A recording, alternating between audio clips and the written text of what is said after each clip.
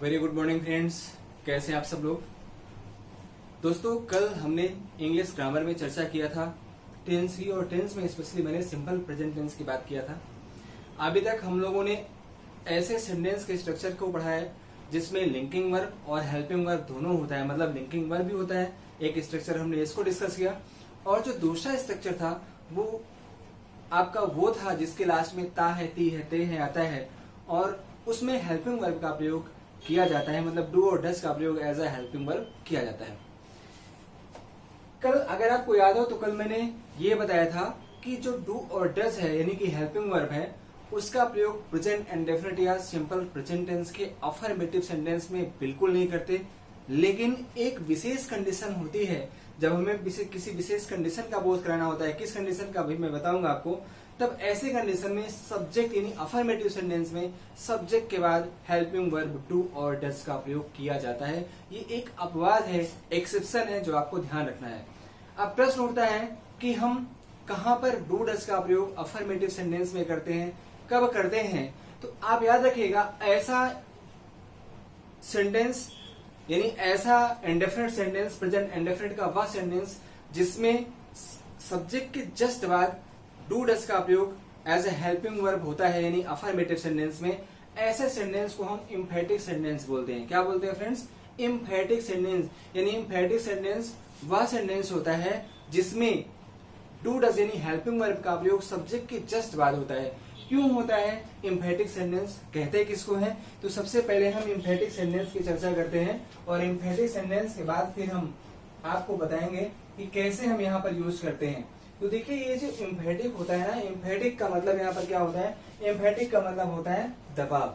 ठीक है, दबाव। इसका मतलब क्या होता है कि वह सेंटेंस जिसमें किसी बात को जोड़ देकर कहा जाए, या वह सेंटेंस जिसमें किसी बात को कहने के लिए जोड़ दिया जाए, किसी बिंदु पर फोकस किया जाए, जोड़ दिया जाए, उस सेंटेंस को क्या बोलते हैं? उस सेंटेंस को इम्फेटिक सेंटेंस बोलते हैं। The sentence in which a subject से समथिंग फोर्सफुली, जिसमें फोर्सफुली कहा जाता है, उसे हम क्या बोलते हैं? उसे बोलते हैं इम्फेटिक। दबाव दिया जाता है, दबाव। जैसे आपने कोई काम किया और आप उस पर जोर दे रहे हैं, बार बार कोई नहीं मान रहा, आप जोर दे रहे हैं, जोर देकर कह रहे हैं। तो जिस सेंटेंस में बात को जोर देकर कहा जाए, दबाव डालकर कहा जाए, उस सेंटेंस को इम्फेटिक सेंटेंस बोलते हैं। और ऐसा उस सेंटेंस में दबाव या एम्फेसाइज करने के लिए हेल्पिंग वर्ब का प्रयोग किया जाता है। किसके बाद किया जाता है? सब्जेक्ट के जस्ट बाद किया जाता है।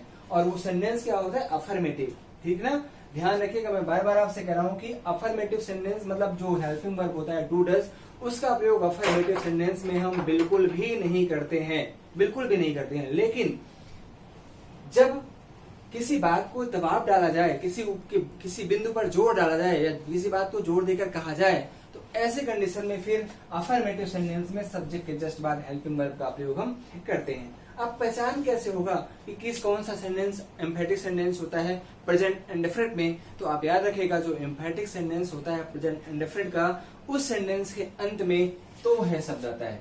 क्या आता है? तो है।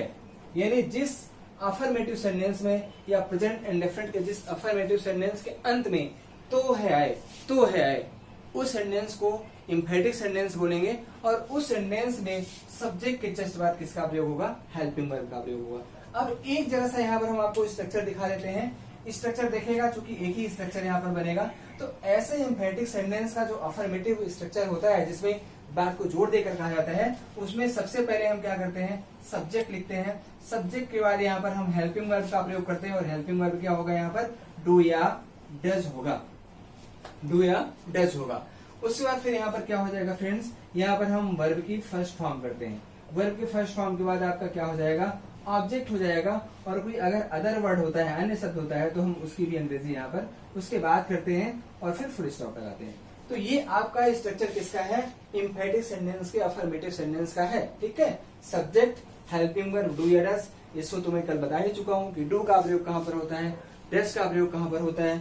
उसके बाद वर्ब की बेस फॉर्म आएगा, फिर ऑब्जेक्ट होगा, और फिर अदर वर्ड आएगा। तो अब जरा से यहाँ पर हम थोड़ा सा आपको एग्जाम्पल के माध्यम से समझाएंगे, तो चीजें आपको ज्यादा अच्छे से समझ में आएंगी। देखिएगा यहाँ पर एग्जाम्पल यहाँ पर एक देता हूँ। जैसे मान लीजिए यहाँ पर मैं ये बोलूं कि वह जाता तो है, या वह विद्यालय जाता तो है, विद्यालय जाता तो है। अब एक चीज यहाँ पर ध्यान दीजिएगा, अगर यहाँ पर तो नहीं होता तो ये क्या होता, ये सिंपल हो जाता। जैसे मान लीजिए यहाँ पर तो नहीं है, तो इसका ट्रांसलेशन क्या हो जाएगा, सिंपली जो प्रेजेंट इंडेफिनिट का अफर्मेटिव सेंटेंस होता है उसका स्ट्रक्चर बनता। फिर यहाँ पर क्या होता है, यहाँ पर होता he goes to school, he goes to school, यहाँ पर ये होता है इसका, ठीक, ये होता। लेकिन जब यहाँ पर ये दिया है कि वह विद्यालय जाता तो है, वह विद्यालय जाता तो है, तो ऐसी कंडीशन में क्या हो जाएगा, ऐसी कंडीशन में यहाँ पर दबाव डाला जा रहा है, प्रेशराइज किया जा रहा है, तो यहाँ पर क्या हो जाएगा, यहाँ पर हो जाएगा ही। अब यहाँ पर गोज करेंगे तो गलत हो जाएगा, क्योंकि यहाँ पर तो कहा लग गया है और तो जो यहाँ पर दबाव डाल रहा है, एम्फसाइज कर रहा है, ठीक है ना। तो ऐसी कंडीशन में ही के बाद क्या हो जाएगा, हेल्पिंग वर्ब, और ही के बाद हेल्पिंग वर्ब क्या होता है, डज होता है, ही डज।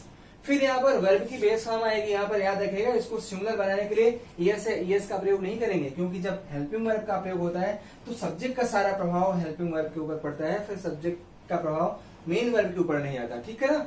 जब मेन वर्ब यहाँ होता है, सब्जेक्ट के बाद होता है, तो मेन वर्ब के ऊपर हेल्पिंग वर्ब का, सॉरी, सब्जेक्ट का प्रभाव पड़ता है। तो यहाँ पर क्या हो जाएगा, ही डज, फिर यहाँ पर गो हो जाएगा, और कहाँ हो जाएगा, टू स्कूल, ये आपका ऑब्जेक्ट हो जाएगा। तो he does go to school. एक सेंटेंस और लीजिए, मान लीजिए यहाँ पर ये दिया कि मैं खाता तो हूं, या मैं खाना खाता तो हूं, खाना खाता तो हूं।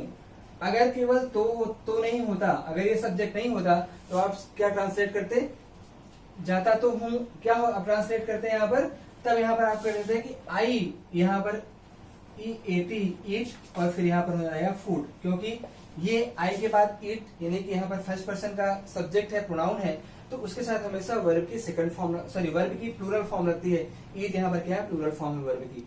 अब यहाँ पर अगर कोई दूसरा सब्जेक्ट होगा, सिंगुलर होता, तो यहाँ पर हम यस या यस जोड़ देते, तो ऐसा संभव नहीं है यहाँ पर, चूंकि मैं सब्जेक्ट है।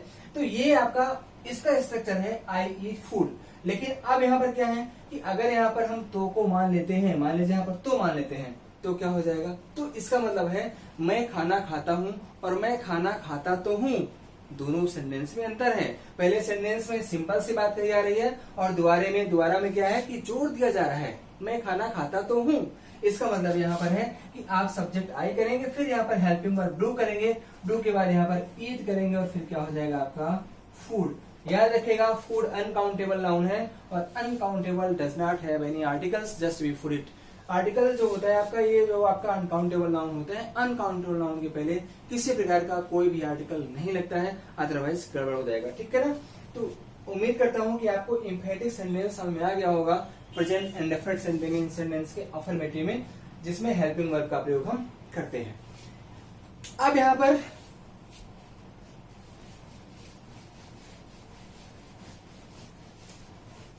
पर हम एक सेंटेंस की बात और कर लेते हैं, क्योंकि प्रेजेंट इंडेफिनिट हम पढ़ रहे हैं, और प्रेजेंट इंडेफिनिट में अब हम यूज करते हैं हैज टू, हैव टू का, has to oblique have to, use of has to oblique have to in simple sentence और in present indefinite tense. Present indefinite tense में हैज टू और have to का प्रयोग कहाँ करते हैं, आप देखते हैं ना कि हैज और हैव क्या होता है। जब आप जिसमें मैंने प्राइमरी ऑक्सिलरी के बारे में बात किया है, जब मैंने वर्ब के बारे में बात किया है, तो अगर आप उस वीडियो को देखें तो उसमें हैज और हैव का प्रयोग जो होता है वो एज अ हेल्पिंग वर्ब होता है, और वो प्रेजेंट परफेक्ट टेंस में होता है। सब्जेक्ट के बाद प्रेजेंट परफेक्ट टेंस में हैज और हैव का प्रयोग एज अ हेल्पिंग वर्ब हम करते हैं, उसके बाद वर्ब की थर्ड फॉर्म का प्रयोग करते हैं। लेकिन अब यहाँ पर हैज टू और हैव टू का प्रयोग हम प्रेजेंट इंडेफिनिट में कर रहे हैं। इसका मतलब है कि इसका कुछ अर्थ विशेष होगा, इसका विशेष कोई अर्थ होगा, तभी हम हैज टू और हैव टू का प्रयोग यहाँ पर कर रहे हैं। तो कहां पर करते हैं हैज टू हैव टू का प्रयोग, कब करते हैं, प्रेजेंट इंडेफिनिट में या सिंपल प्रेजेंट टेंस में। तो उसको समझने के लिए ध्यान दीजिएगा कि यहां पर क्या होता है, जब सब्जेक्ट के पास किसी कार्य को करने की बाध्यता का बोध हो। जैसे आप कोई काम करना नहीं चाहते हैं, लेकिन अगर आपको काम करने के लिए बाध्य किया जाए, आप बाध्य है काम करने के लिए, तो जब सब्जेक्ट के पास किसी कार्य को करने के लिए बाध्यता का बोध हो, तो उस बाध्यता को दिखाने के लिए, कंपल्सन को दिखाने के लिए हम सब्जेक्ट के बाद हैज टू या हैव टू का प्रयोग करते हैं, ठीक है। अगर सिंपल अर्थों में करें कि आप पहचानेंगे कैसे कि इसमें हैज टू हैव टू का प्रयोग हुआ कि नहीं होगा, तो आप याद रखेगा, जिस वाक्य के अंत में पढ़ता है, जिस वाक्य के अंत में पढ़ता है पढ़ती है, पढ़ते हैं, हमने पढ़ना नहीं बोला, पढ़ता है, पढ़ती है, पढ़ते हैं, अथवा और ना है, नी है, ने है, ने है, अथवा किसी कार्य को करने की बाध्यता का बोध हो। फिर से बोलता हूं, जिस वाक्यांत में पढ़ता है, पढ़ती है, पढ़ते हैं, अथवा ना है, नी है, ने है आदि शब्द है, अथवा सब्जेक्ट के पास किसी कार्य को करने की बाध्यता का बोध हो, कंपल्सन का बोध हो, ऐसे सेंटेंस को ट्रांसलेट करने के लिए हैज टू, हैव टू का प्रयोग सब्जेक्ट के बाद किया जाता है। बाध्यता को, कंपल्सन को दिखाने के लिए हैज टू, हैव टू का प्रयोग सब्जेक्ट के बाद करते हैं। फिर से याद रखिएगा मैंने क्या बोला, जिस वाक्यांत में पढ़ता है, पढ़ती है, पढ़ते हैं आदि शब्द है, अथवा ना है, नी है, ने है आदि शब्द है, अथवा सब्जेक्ट के पास किसी कार्य को करने की बाध्यता का बोध हो, ऐसे सेंटेंस में बाध्यता को दिखाने के लिए सब्जेक्ट के जस्ट बाद हेल्पिंग वर्ब के रूप में हैज टू अथवा हैव टू का प्रयोग करते हैं। ठीक, अब याद रखिएगा कि यहाँ पर केवल हैज टू, हैव टू का प्रयोग नहीं होता है, बल्कि बाध्यता को दिखाने के लिए इसका इक्विवेलेंट एक और वर्ब है। क्या? Is am are, is am are plus to. अगर आप is to, am to, are to भी लगाते हैं, हैज टू, हैव टू नहीं लिखते हैं, तब भी कंपल्सन दिखेगा। तो या तो आप हैज टू, हैव टू लगाएंगे, या तो is to, am to, are to का प्रयोग करेंगे, क्योंकि जहां पर इज एम आर सब्जेक्ट के बाद is am are plus to का प्रयोग होता है, वहां पर भी सब्जेक्ट के द्वारा किसी कार्य को करने की बाध्यता का बोध होता है। क्लियर? तो अब आपको पहले हम क्या करते हैं, पहले हम स्ट्रक्चर दिखाते हैं कि कैसे हम स्ट्रक्चर बनाते हैं ऐसे सेंटेंस का, उसके बाद हम आपको एग्जाम्पल के द्वारा समझाते हैं। तो चलिए देखते हैं।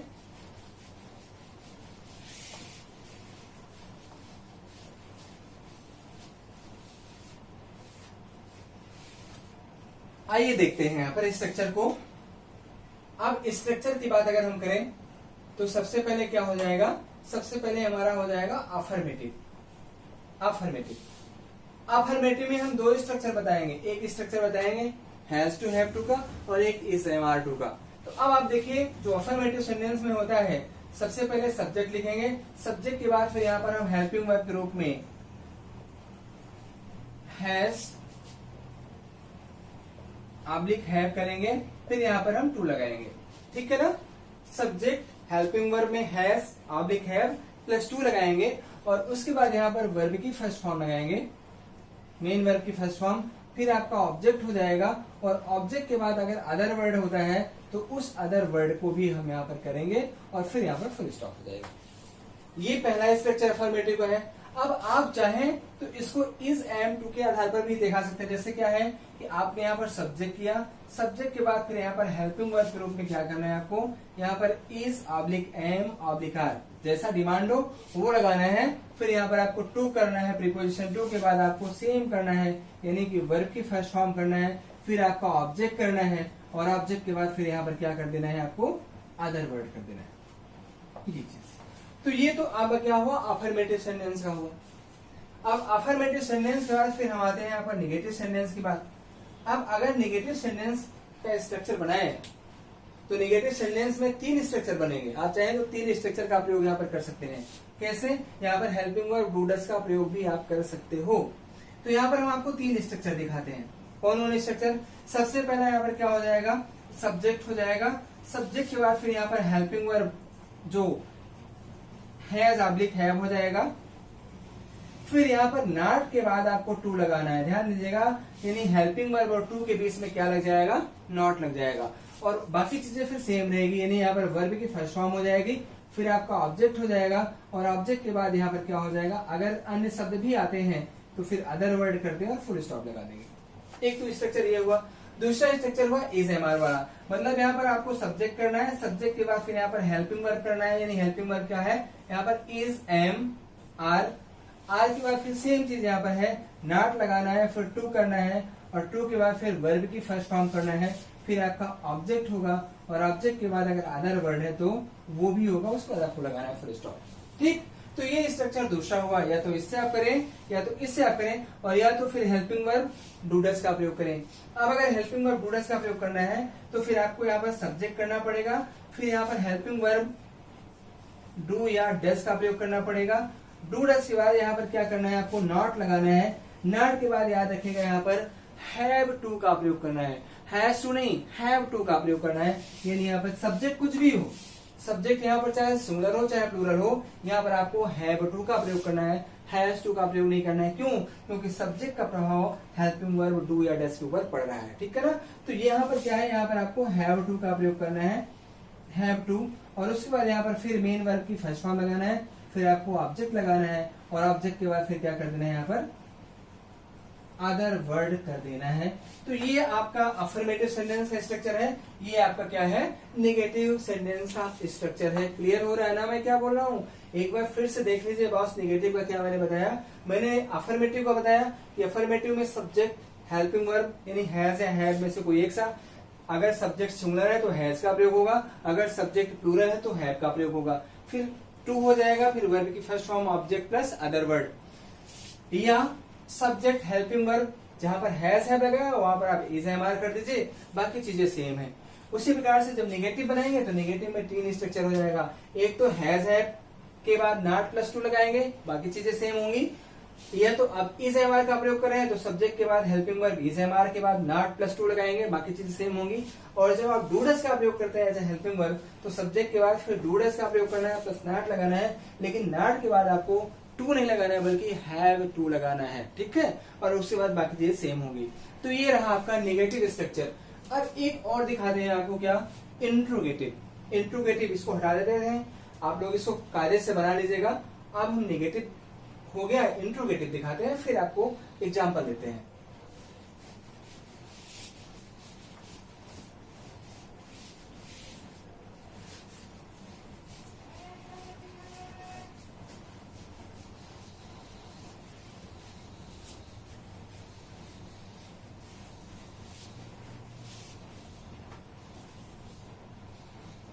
देखिए आप इंट्रोगेटिव सेंटेंस,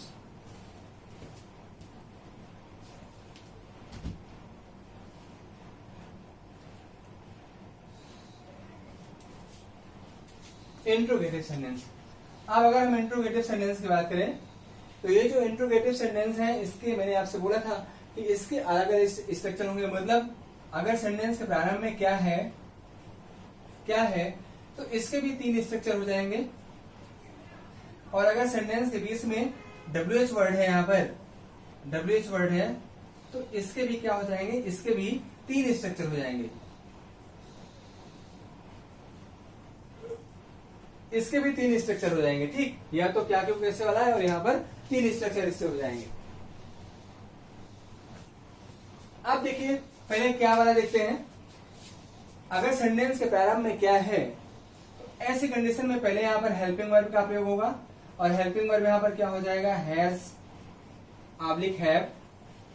फिर बंद करके यहाँ पर क्या करना है, आपको सब्जेक्ट करना है, सब्जेक्ट के बाद यहाँ पर टू लगाना है, टू के बाद यहाँ पर वर्ब की फर्स्ट फॉर्म करना है, फिर आपका ऑब्जेक्ट करना है, और ऑब्जेक्ट के बाद अगर अदर वर्ड है तो उसको भी यहाँ पर प्लेस करना है, और फिर क्वेश्चन मार्क लगाना है, ठीक। क्या मैंने बोला यहाँ पर helping verb has oblique have plus subject plus two, यानी यहाँ पर टू का प्रयोग हैज और हैव के साथ नहीं करना है, बल्कि इंट्रोगेटिव सेंटेंस में सब्जेक्ट के बाद टू आ जाएगा, ठीक है ना। फिर वर्ब की फर्स्ट फॉर्म, फिर ऑब्जेक्ट, और अगर अन्य शब्द है तो ऑब्जेक्ट के बाद अदर वर्ड को आप लिखेंगे। उसके बाद फिर क्या है दूसरा, अगर इज एम आर के द्वारा लिखाना है आपको तो क्या करना है, तो ऐसी कंडीशन में यहाँ पर हेल्पिंग वर्ब के रूप में क्या हो जाएगा, यहाँ पर इज एम आर हो जाएगा। फिर आपका यहाँ पर सब्जेक्ट हो जाएगा, सब्जेक्ट के बाद यहाँ पर टू होगा, टू के बाद वर्ब की फर्स्ट फॉर्म होगी, फिर आपका ऑब्जेक्ट हो जाएगा, और ऑब्जेक्ट के बाद यहाँ पर क्या हो जाएगा, यहाँ पर अदर वर्ड हो जाएगा, फिर क्वेश्चन मार्क, ठीक। तो ये इज एम आर, बस ध्यान देना है यहाँ पर कि यहाँ पर हेल्पिंग वर्ब चेंज होगा, बाकी चीजें सेम है, बाकी हम परिवर्तन नहीं कर रहे हैं। अब यहाँ पर आप डू डज के द्वारा देखें तो क्या हो जाएगा, तो यहाँ पर हेल्पिंग वर्ब डू डज हो जाएगा, डू या डज। डू डज के बाद आपका सब्जेक्ट होगा, यहाँ पर सब्जेक्ट के बाद यहाँ पर क्या लगाएंगे आप, यहाँ पर क्या लगाएंगे, यहाँ पर अब आप कहेंगे कि सर यहाँ पर क्या टू लगेगा, बिल्कुल नहीं, टू लगाएंगे तो गड़बड़ हो जाएगा। यहाँ पर आपको हैव टू का प्रयोग करना है, किसका प्रयोग करना है, हैव टू का प्रयोग करना है। फिर यहाँ पर वर्ब की फर्स्ट फॉर्म आएगा, फिर आपका ऑब्जेक्ट हो जाएगा यहाँ पर, और ऑब्जेक्ट के बाद यहाँ पर क्या हो जाएगा, अदर वर्ड, फिर क्वेश्चन मार्क। तो ये 3 स्ट्रक्चर आपके सामने हुए। आप चाहे इससे हैज टू हैव टू का प्रयोग कर सकते हैं, इज एम आर टू का प्रयोग कर सकते हैं, या आप हेल्पिंग वर्ब डू डस के द्वारा भी आप दिखा सकते हैं। ठीक। अब अगर WH वर्ड है तो कुछ करना नहीं होता है, ये जितना स्ट्रक्चर है ना, अगर WH वर्ड मान लीजिए आता है तो कुछ नहीं करना होता है, बस इनके पहले क्या करना होता है, आपको WH जोड़ देना पड़ता है, बाकी स्ट्रक्चर सेम होगा। इस स्ट्रक्चर में हम कोई परिवर्तन नहीं करेंगे। अगर WH वर्ड अब आएगा तो यहाँ पर क्या हो जाएगा, फिर ऐसी कंडीशन में सबसे पहले यहाँ पर हम WH वर्ड लगाएंगे, उसके बाद यहाँ पर हम हेल्पिंग वर्ब लगाते हैं, और फिर चीजें होती हैं। तो ये तीनों के लिए होगा जो मैंने आपके सामने दिया। आप पहला, इसके बाद आप पहला लिख सकते हैं, इसके बाद आप दूसरा लिख सकते हैं, इसके बाद आप क्या कर सकते हैं, तीसरा लिख सकते हैं। तो जो मन में आए आप कुछ भी कर सकते हैं। ठीक, पहला, दूसरा, तीसरा, ये आपके सामने है। यानी इनको आपको इनके पहले इसको जोड़ना पड़ेगा। अगर आपका सेंटेंस के बीच में WH वर्ड या प्रश्नवाचक शब्द आता है तो क्लियर हुआ ना।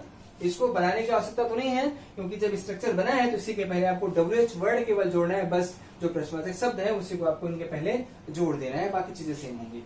एक चीज यहाँ पर और आपको बतानी है कि मान लीजिए सेंटेंस अगर इंट्रोगेटिव भी हो और सेंटेंस अगर नेगेटिव भी हो तो हम क्या करेंगे, तो हमारे सामने समस्या है कि अगर इंट्रोगेटिव भी है और नेगेटिव भी है तो हमारे सामने समस्या है, हम क्या करेंगे। तो उस समस्या का समाधान चुटकियों में है। क्या है, अगर सेंटेंस इंट्रोगेटिव भी है प्लस नेगेटिव भी है तो ऐसे कंडीशन में नहीं कि अंग्रेजी नॉट सब्जेक्ट और टू के बीच में लगाएंगे, मतलब सब्जेक्ट और टू के बीच में क्या हो जाएगा, नॉट हो जाएगा। यहाँ पर भी सब्जेक्ट और टू के बीच में नॉट हो जाएगा। लेकिन अगर डू डस से आप बनाते हैं तो फिर हैव और टू के बीच में नॉट नहीं होगा, बल्कि सब्जेक्ट और हैव टू के बीच में क्या कर देंगे, यहाँ पर नॉट लगा देंगे। ठीक है ना। इसमें तो सब्जेक्ट और टू के बीच में दोनों में होगा, लेकिन जिसमें डूडस है, अगर हम डूडस के द्वारा स्ट्रक्चर को बनाते हैं या ट्रांसलेट करते हैं तो ऐसी कंडीशन में सब्जेक्ट और हैव टू के बीच में क्या करेंगे, नॉट का प्रयोग करेंगे। तो उम्मीद करता हूं कि स्ट्रक्चर आपको बहुत ही अच्छे से क्लियर हुआ होगा, समझ में आ गया होगा। अब आइए यहाँ पर हम क्या करते हैं, थोड़ा सा एग्जाम्पल के द्वारा आपको समझाते हैं।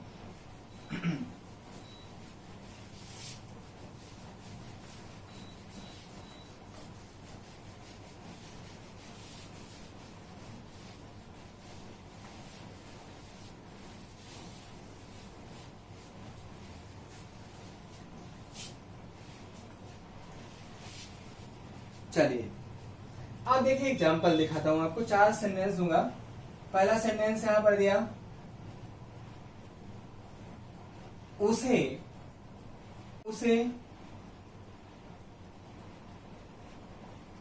अपना कार्य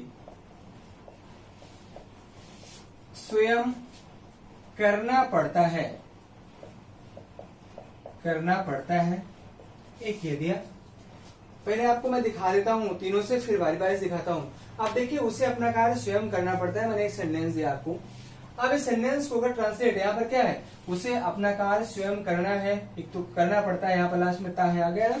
या हम ये कह सकते हैं कि मुझे अपना काम करना है, केवल ये मुझे अपना काम स्वयं करना है, केवल ये होता तब भी आपको क्या करना होता है, तब भी आपके अंदर कंपल्सन है। तो अब आप क्या करेंगे, यहाँ पर उसे अपना कार्य स्वयं करना पड़ता है, यहाँ पर ट्रांसलेट करिए, अफर्मेटिव सेंटेंस है। ट्रांसलेशन क्या होगा, यहाँ पर आप सब्जेक्ट के रूप में चाहे ही करिए चाहे सी करिए, क्योंकि कंफर्म नहीं है कि ये फॉर्म मास्कुलिन की बात कराएगी फेमिनिन की बात कराए। तो चलिए आप मास्कुलिन ले लीजिए, यहाँ पर क्या हो जाएगा, ही। अब पहले रूल से हम दिखाते हैं जिसमें हैज टू हैव टू का प्रयोग होते हैं। तो ही के बाद यहाँ पर आप ही सिंगुलर है, आपने हैज का प्रयोग किया, फिर टू लगा दिया, ही हैज टू। अब उसके बाद क्या करेंगे, वर्ब की फर्स्ट फॉर्म क्या है, करना, डू। अब उसके बाद यहाँ पर अपना है ना, अपना ये पजेसिव एडजेक्टिव है, और पजेसिव एडजेक्टिव का प्रयोग सब्जेक्ट के आधार पर करते हैं। तो जब सब्जेक्ट ही है तो इसका अपने के लिए कौन सा पजेसिव एडजेक्टिव होगा, हिज होगा। आप प्रोनाउन वाले चैप्टर में जाकर पूरा पढ़ सकते हैं, मैंने पूरा बताया है। तो यहाँ पर क्या हो जाएगा, हिज, यानी he has to do his work. अब यहाँ पर क्या है, स्वयं, ये क्या है, ये रिफ्लेक्सिव प्रोनाउन है, और जो रिफ्लेक्सिव प्रोनाउन होता है वो हमेशा सेंटेंस के लास्ट में आता है, अंत में आता है। तो यहाँ पर क्या हो जाएगा, हिमसेल्फ हो जाएगा, हिमसेल्फ, यानी he has to do his work himself, है ना, बहुत आसान, he has to do his work himself. अब अगर आप चाहें तो इस एम आर के द्वारा भी दिखा सकते हैं। कैसे दिखाएंगे? आप यहां पर करेंगे क्या, ही और ही के बाद इज हो जाएगा, क्योंकि ही के साथ इज का प्रयोग होता है। ही इज टू, बाकी सेम होगा, डू हिज वर्क, और यहां पर हो जाएगा हिमसेल्फ। एक और सेंटेंस देते हैं, ठीक है, मुझे अपना पाठ अपना पाठ याद करना है, मुझे अपना पाठ याद करना है। अब देखिए यहाँ पर पढ़ता है नहीं है, यहाँ पर ता है आ गया, सॉरी ना है आ गया, इसका मतलब है कंपल्सन का बोध हो रहा है। तो आप ट्रांसलेट करिए ना इसको। सब्जेक्ट क्या है? आई, और आई के साथ हमेशा हैव का प्रयोग होता है। यहाँ पर आपने हैव का प्रयोग किया, फिर टू लगा दिया, आई हैव टू। उसके बाद क्या हो जाएगा? याद करना, लर्न हो जाएगा वर्ब की फर्स्ट फॉर्म के रूप में, लर्न। अपना पाठ पजेसिव एडजेक्टिव माई हो जाएगा यहाँ पर, माई, और पाठ लेसन। तो I have to learn my lesson. अगर आप इज एम आर टू का प्रयोग करना चाहते हैं तो यहां पर हो जाएगा I am to learn my lesson. ठीक, ये अफर्मेटिव सेंटेंस का स्ट्रक्चर मैंने दिया। अब जरा सा अफर्मेटिव के बाद आप नेगेटिव का देख लीजिए। नेगेटिव का दिखा देते हैं।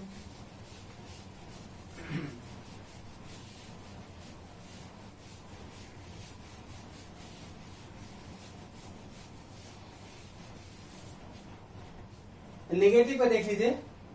नेगेटिव का जो स्ट्रक्चर है वो क्या हो जाएगा? एक सेंटेंस में आपको देता हूं। सेंटेंस मान लीजिए यहां पर दे दिया कि शिक्षक को अंग्रेजी नहीं पढ़ाना है, नहीं पढ़ाना है। शिक्षक को अंग्रेजी नहीं पढ़ाना है। अब यहाँ पर देख लीजिए, शिक्षक को अंग्रेजी नहीं पढ़ाना है, यहाँ पर क्या है? टीचर है ना, तो यहाँ पर द टीचर कर दीजिए। चूंकि टीचर कॉमन नाउन के रूप में यहाँ पर आ रहा है, द टीचर सिंगुलर है, और कॉमन नाउन जो होता है ना सिंगुलर होता है, तो उसके पहले हम आर्टिकल द का उपयोग करते हैं, द टीचर। अब उसके बाद क्या करेंगे? यहाँ पर हेल्पिंग वर्ब का यूज करना है, तो हेल्पिंग वर्ब के रूप में आप क्या करेंगे? यहाँ पर हैज, फिर यहाँ पर नॉट, यहाँ पर टू का प्रयोग करना है, फिर यहाँ पर टीच, वर्ब की फर्स्ट फॉर्म क्या है? यहाँ पर है टीच, और क्या टीच करना है? इंग्लिश। यानी the teacher has not to teach English. एक तो ये हो गया। अब अगर इज एम आर के द्वारा करेंगे तो क्या हो जाएगा? द टीचर इज नॉट, और फिर क्या करना है? यहाँ पर टू करना है, और बाकी चीज सेम होगा, टीच इंग्लिश। अब अगर डूडस का प्रयोग कर रहे हैं तो क्या कर देंगे? तो ऐसी कंडीशन में आपको करना है द टीचर, फिर यहां पर आपको डज नॉट करना है, डज नॉट। अब यहां पर हैव टू का प्रयोग करना है, हैव टू टीच इंग्लिश। ठीक, तो ये आपके स्ट्रक्चर यहां पर नेगेटिव के हुए। ये अफर्मेटिव मैंने बताया और ये नेगेटिव हुआ। अब दो सेंटेंस मैं देता हूं, वो आपको स्वयं करके मुझे कमेंट बॉक्स में करना है। मैं इंट्रोगेटिव का एक सेंटेंस दे रहा हूं और एक डबल इंट्रोगेटिव का दे रहा हूं, तो ये चीज आपको बतानी है। इसको ट्रांसलेट करना है और इसको हमारे इस वीडियो के कमेंट बॉक्स में जाना है और फिर कमेंट करके आपको बताना है कि इसका क्या ट्रांसलेशन हो गया। पहला सेंटेंस यहाँ पर दिया है क्या, ये आपके लिए होमवर्क समझिए। क्या तुम्हें एक गीत गाना है, एक ये सेंटेंस है। और एक दूसरा सेंटेंस यहां पर दे रहा हूं मैं कि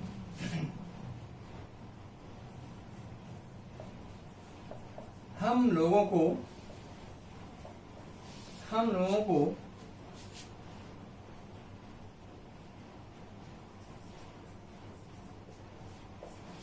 मैदान में खेलने क्यों नहीं जाना पड़ता है,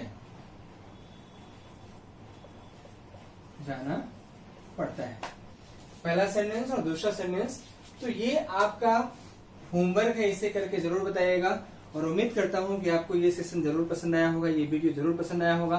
फ्रेंड्स, अगर ये वीडियो पसंद आया तो प्लीज इसे जरूर लाइक करें, साथ ही साथ अपने दोस्तों के पास इसे शेयर करें, चाहे व्हाट्सएप ग्रुप हो चाहे फेसबुक ग्रुप हो, जहां पर भी आपका ग्रुप है उसे आप शेयर करें और अधिक से अधिक लोगों को इस चैनल को यानी VN क्लासेस को सब्सक्राइब करने और बेल को प्रेस करने का सुझाव दीजिए ताकि हमारा जो परिवार है वो बढ़े। मिलते हैं फ्रेंड्स नेक्स्ट वीडियो में, तब तक के लिए नमस्कार, थैंक यू सो मच।